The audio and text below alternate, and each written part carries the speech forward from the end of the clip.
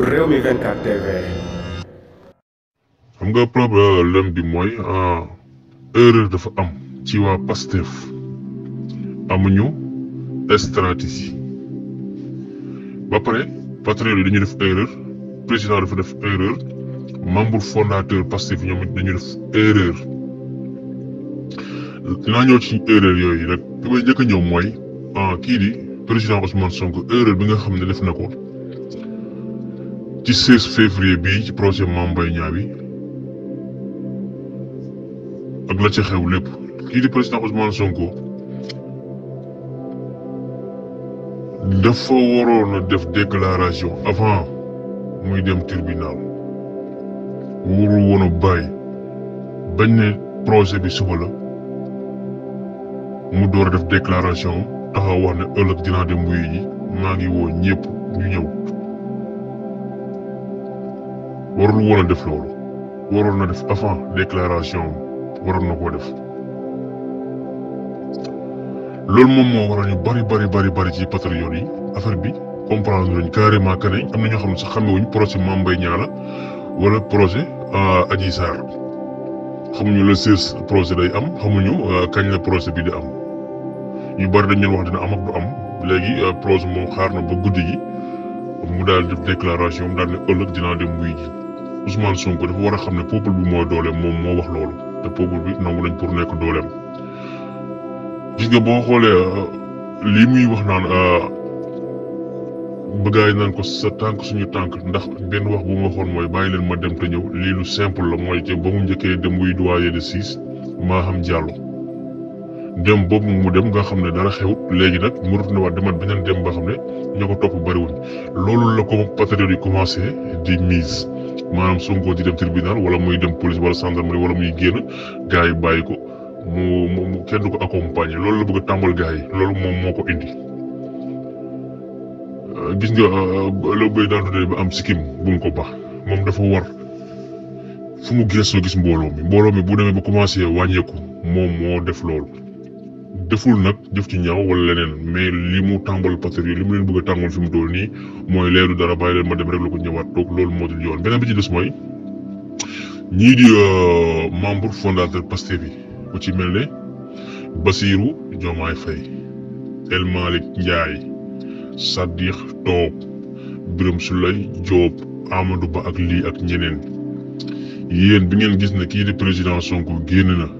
fële ca meeting ba xewoon fële ca Kër Massar wax jam fa wax mooy def naa sama bopp testament ba pare joxe naa sama bakkan tàggu naa sama yaay yéen boobu ngeen waroon xam ne caaxaan jeex na waaw man li ma jaaxal nag mooy ku ci mel ne El Malick ak ay Bassirou Diomaye doo leen gis ci manifestation te jour bu gën a tàng cité kër góor gi ñoom doo leen fa teg bët ñeneen ñi nga gis ay Ibrahima Gueye nay leer rek yaa ngi dégg ay Grok Kolbe ak ñeneen ñooñu ngay gis mais am na ñoo xam ne doo leen gis ci ay membre fondateur Pastef lañ léegi nag ñoom bu fekkee ne ñoom mënuñu du teew ñoom ñi def ay live comme tey jii nii Ousmane Sonko bi nga xamee ne nekk na fële ci corniche bi ba police yi na ko jaaral ci tunnel bi mu ne leen du ma fa jaar tey jii ñoom ñëpp bu fekkee ne mënuñu woon teew waroon nañoo mën a taal seen ay téléphone ndax ay junniy nit ñoom ñoo abonné ci ñoom heure bu ñu defee direct nit ñi dañ ko xam mais duñ def direct ñi Sonko di defee direct yeneen patriotes yi di ko defee direct ñi ko séq ñoom noonu la ñu war di defee direct di woo gars yi pour ñu mobiliser wu mais nag ñoom defuñu ko wax ju bari ji lañu war a bàyyi nekk ci plateau yi di mbéb bu subaa nga dem TFM bu ginnaaw subaa nga dem Sen TV bu ginnaaw subaa nga dem RFM bu ginnaaw subaa nga dem Walfadjri loolu moo fi jeex garsa moom moo fi des fi mu toll nii pros nag gis nga li gars yi def nii fexe ba jël ko yóbbu ko ba mu neex la ñu indiwaat ko bundu këram nag cëpp gis nga prochaine fois bu amee ñun duñu ko teg bët ndax li testament la woon ci ñoom waa nguur gi te régit nañ ko léegi prochaine fois dañuy jàpp ne loolu dinañ ko defaat li ñu dese nag mooy ñu mobiliser wu ndax ñun dañu amul benn stratégie fi mu toll nii lu ñaaw moo narul am démb te fi mu toll nii ñoom dañoo am ndam ci kaw Ousmane Sonko ndax Sonko ñun waruñu woon a mën a bàyyi ba police ak gendarme di jege otoom nii ba jël ay briques di ci dóor di jaabante dama ko ñëw ba koy jàpp di génnee ñun waroon nañu mën a def ful boo xam ne bala ngaa agsi ci procès da nga daj loo xam ne kon doo xam sax fan la oto bi toll ci biir mbooloo mi doo xam fan la oto bi toll ci biir mbooloo mi normalement loolu la patriote yëpp waroon di def mais lii nag yaakaar naa dina yee patriote yi ba prochaine fois xaw ma procès Adji Sarr lay doon xaw ma bu Mame Mbaye Niang comme ñoom niñ koy defee prochaine fois dinañu mën a mobilisation boo xam ne kenn duñu fa jiitu dinañu fajaru te duñu nangootu suñu leader police di ko jege wala gendarmerie di ko jege wala benn ku fare ci nguur gi ñëw na da koy jege bay wax duñ ko gis buñ ko gisee rek dafa dugg ci biir tribunal bi génnaat parce que ñun lu ñaan bukki bu yabee waxambaane rek te doxin wala fi mu toll nii nag yëpp nañ ñu ba pare te lu ñu yebee nii mënul weesu lu xew le 16 février bii nii jàpp Ousmane Sonko jël ay biir di toj otoom di ko def lu leen neex dem ba jege otoom nii retourné jàpp ko génnee ko ngoon jotaat mu ne day génn dem def conférence de presse ñu jàppaat ko ci yoon bi pamte ko dóor ko ay gaz retourné daal di koy jàpp kenn xamul fan la nekk ba mu neex la ñu indi ko këram ne ko cëpp te bañ koy jàpp di ko def ci oto bi te jamono yi lu nekk dafa mën a am oto boobu ñu ko dugal kenn xamul leen gaa mook protocole bi ñoom ñoo nekkoon ci biir oto bi waaye oto bi mooyoon nañ faa def poison boo xam ne danga koy noyyi boo toogaatee diir sa wér gi yaram commencé sooxe du doo amati santé bu baax loolu yëpp gars yi mën nañ ko lii nag fi mu toll ni bàyyi ndiko gu métti am na te bàyyi ndiko gu métti gii moom la Libi defoon ba ñu roy Mohamed Khadafi